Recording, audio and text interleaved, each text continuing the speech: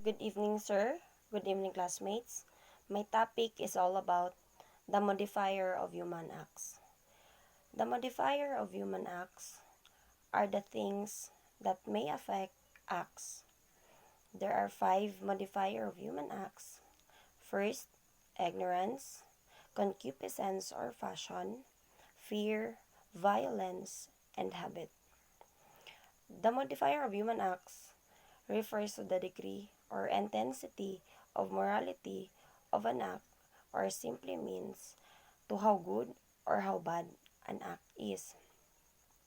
Ignorance is the absence of intellectual knowledge which a person ought to possess. Ignorance is either be invincible or vincible.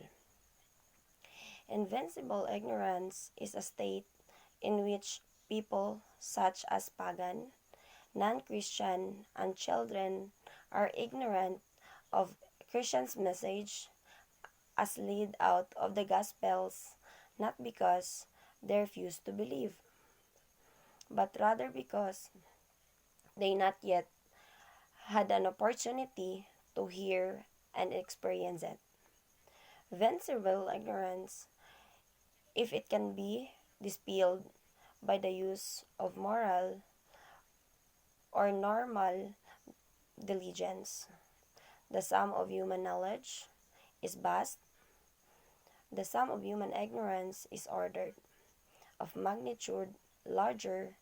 Despite this, human ignorance is divided into three types. First is the ignorance of the law. Being under aware of a particular law or not knowing whether a particular case of situation fall under of the provision of purview. Ignorance of fact. Being unaware of particular facts, datum, situation, circumstances, or development. Ignorance of penalty.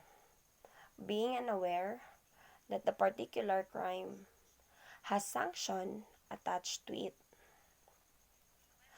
While concupiscence or passion affect the voluntariness of an action under the influence of passion, would not be acting perfectly of his own free will.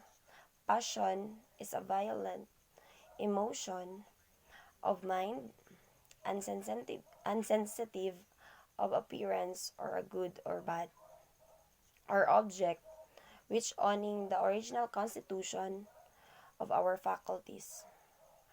The essence of mode of operation of original sin is concupiscence, which, as of all devils, subject man in his natural state, to the devil's dominion.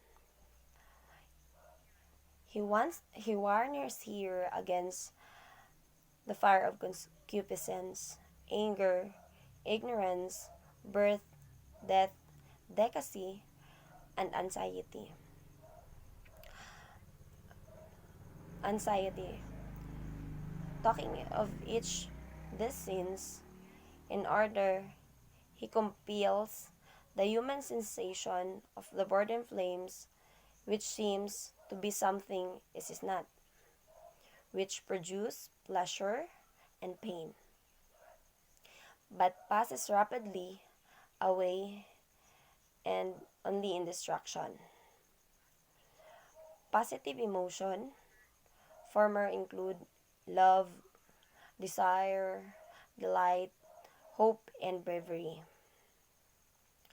Negative emotion later include hatred, sadness, despair, fear, and anger. Fear is a shrinking back of mind from danger. It is the disturbance of mind caused by the thoughts of threatening evils, unpleasant feelings of anxiety or apprehensions caused by the presence or anticipations of danger. It is also a mind killer. Fear is a lethal death that brings total obliteration, something are worth fearing. And the fear sometimes lead lead us to do right things. For example, when we are fear about the consequence of global warming and try as a consequence to prevent it from happening, our fear has motivated us to do something good. Violence is an is an external force appealed by a free cause for the purpose of compelling a person to perform an act which is against his will. Violence is the hidden impulse behind much of the modern philosophy.